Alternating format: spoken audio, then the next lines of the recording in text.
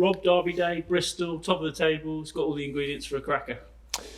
Yeah, well, I mean, it should be a good game, shouldn't it? You know, first against second, the conditions is getting good. Obviously, it's a good pitch up at Bristol, and you know they're a good team playing good rugby. We've started to show our form a little bit in the improving conditions. So all the ingredients are there for a good game. Obviously, it was a very competitive fixture here earlier in the year, which Bristol obviously came through to win. We've got a bit to prove, and we've got some very important points to collect if we want to maintain a top 2 position. So it's got a lot of ingredients for a good game. You said you wanted to see a reaction after Leinster. You saw that last weekend. First half it was tight, but second half you boys really came to the party.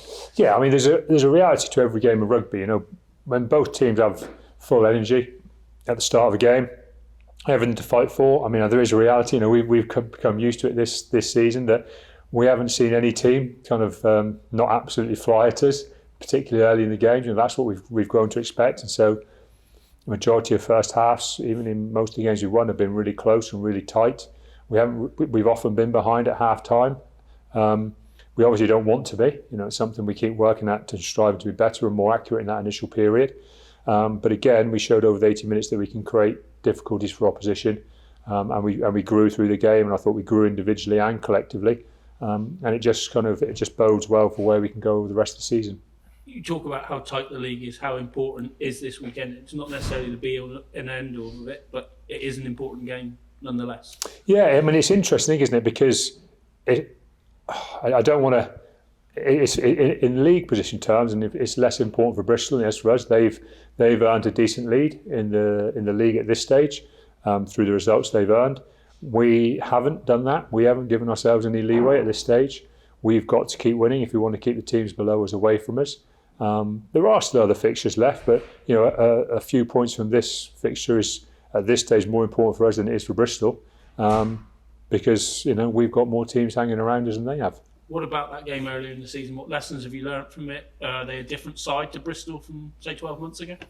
Well, I think they're just an improving team based on time spent together, maturing. You know, they've got a number of younger players who are gaining great experience from obviously playing more Premiership rugby, some of them from playing international rugby now. Obviously they're spending more time together, they're enjoying what they do, they're used to success. They've been involved in some bigger games last season with getting to the Challenge Cup semi-finals, finals, quarter-finals. You know, those kind of games, they do grow you in experience, and just in that time you have and the value you have together.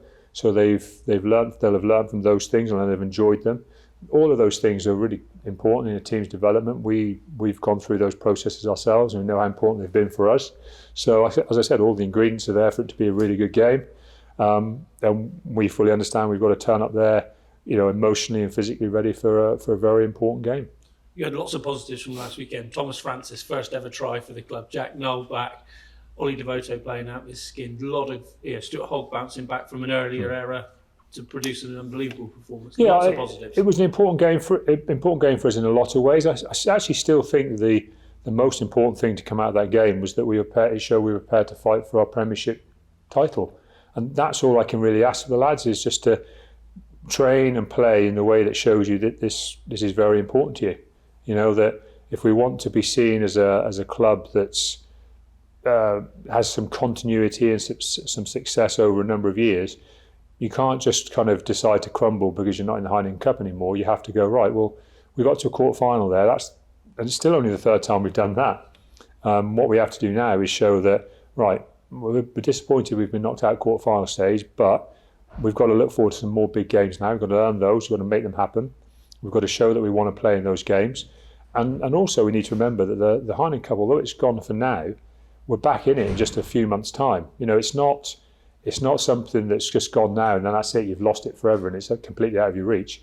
You know, we've got to keep moving forward as a side because we want to be back in there in a few months' time, back in the pool stages and winning and trying to get to quarterfinals again. You know, that's what we have to show. We have to show that steel about ourselves and that desire to keep working every day to try and be a team and a side and a club that has continued ambition. And I thought we showed some of those qualities really well against Wasps because it was an important game for us to win. You talk about that continuity, obviously having the whole group back now, and they've been back a number of weeks. You're starting to see the mix come together as you want it, I'd imagine. Yeah, it's coming. I mean, I don't think we're playing at our best yet. by any means. And I think our best, may even be more than 1 week away. Because, as you say, I think we just need a little bit more time together, a little bit more continuity, a bit of training time. But I can see us on an upward curve, and that's what's important at this stage of the year. So it's a bit like starting to go through the gears in a car. You get to this stage of the year, and you need to have collected points for you to be there or thereabouts. But then you need to go through the gears of collecting more and more points as you go. But the reality is, it's a fantastic competition to be involved in this year, because every round of games has so many things riding on it. The different combinations of fixtures that are dropping in there make it very interesting for every club who's involved to really think, well, this could be our year, because right down 6, 7, 8 in the league, it could be everybody's year this year.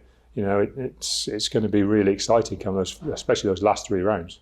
Team news wise, you're looking pretty good still, aren't you? No bumps and bruises? Yeah, we had the usual bumps and bruises from the game, but nothing that was major. So obviously, like you say, Nosey getting some game time, obviously now makes him even more available, more selectable. We didn't pick up anything too bad. Dave Ewers was going into the game with a little bit of a calf issue, but I thought he came through really well, so we're just kind of monitoring him through this week. So we may just watch his load. But on the whole, I think we're coming through it strong. We're getting some valuable game time under our belts as a team. And as I said, I'm expecting a gradual acceleration of the quality of how we can play over the coming weeks.